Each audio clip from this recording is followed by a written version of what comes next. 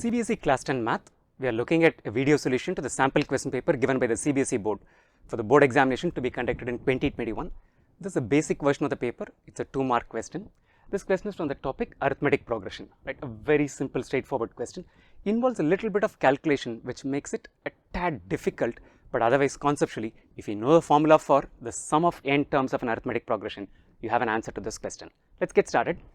How many terms of the arithmetic progression 9, 17, 25 must be taken to give a sum of 636, right? The first term of this arithmetic progression is a 9. The sum of the first n terms is equal to 636. What we need to find out is a number of terms. We need to compute the value of n. Let's just jot down key data.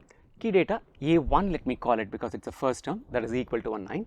Sum up to n terms is a 636.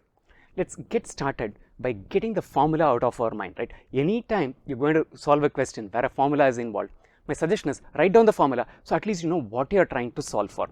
So sum up to n terms of an arithmetic progression is equal to n divided by 2 times 2a1, where a1 is the first term, plus n minus 1 times d, which is a common difference. The sum is equal to 636 given here, right? This is this value. This is equal to 636. So this is taken care of. N is what we are trying to find out, right? We are trying to find out the number of terms. A1 is given to us, that's equal to 9. Do we know d?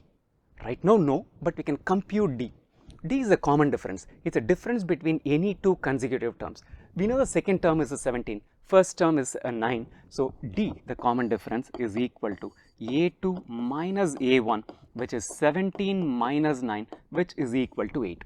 So as far as this formula goes, we know the value of Sn, which is 636. We know a1, which is a 9. We know d, which is equal to 8. The only missing term is n, which is what we are trying to find out. So let's plug in the value of a1, let's plug in the value of 9, and then see what equation we get out of it. That's where the calculation bit comes into picture, right?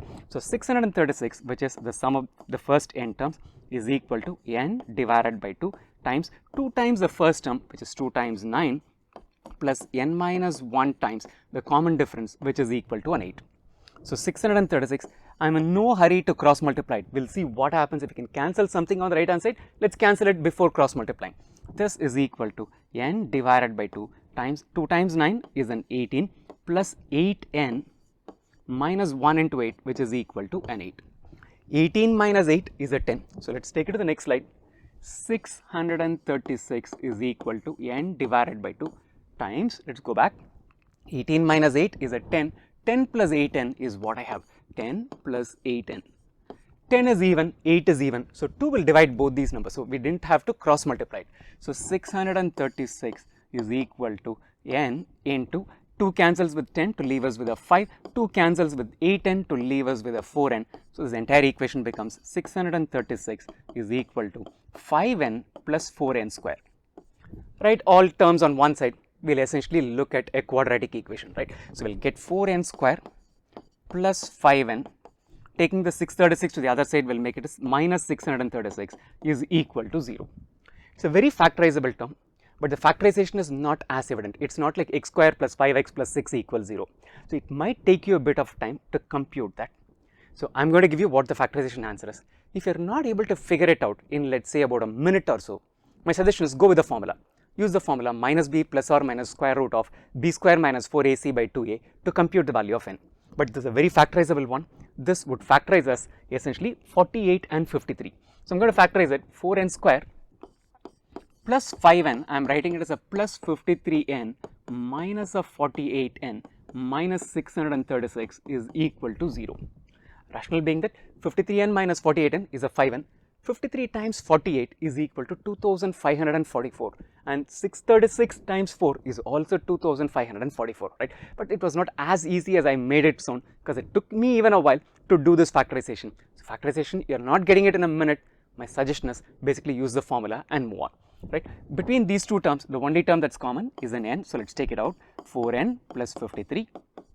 In this case, the moment you see a 4n, you know what is going to be taken as a common term. That's a 12, right? Let's take a minus 12 that will leave us with a 4n from minus 48n, and 636 is essentially 53 times 12. So plus 53 is equal to 0. 4n plus 53 is a common term to both these expressions. So 4n plus 53 times n minus 12 is equal to 0. The product of these two terms is 0 when at least one of them is 0. If 4n plus 53 is equal to 0, then the value of n becomes minus 53 divided by 4.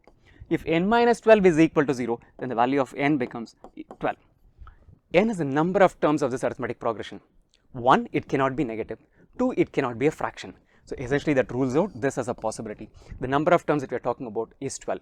If this sequence 9, 17, 25, that arithmetic progression, if we compute the sum up to the 12th term, then the sum will be equal to 636, right? So it's a little bit difficult. It's not that easy, primarily because of this factorization. Otherwise, conceptually, a very straightforward question, which in the examination should take you about 2.5–3 minutes to crack. Best wishes for your board examination. Aim for a centum and get that centum. Before you leave, I want you to do two things. One, sign up at online.maxtute.com to get started with CBSE Class 10 Math online tuitions.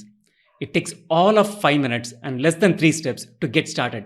And second thing, I want you to subscribe to this channel and turn on notifications so that you get notified every time a new video is uploaded. Spread the word about this channel to your friends and classmates.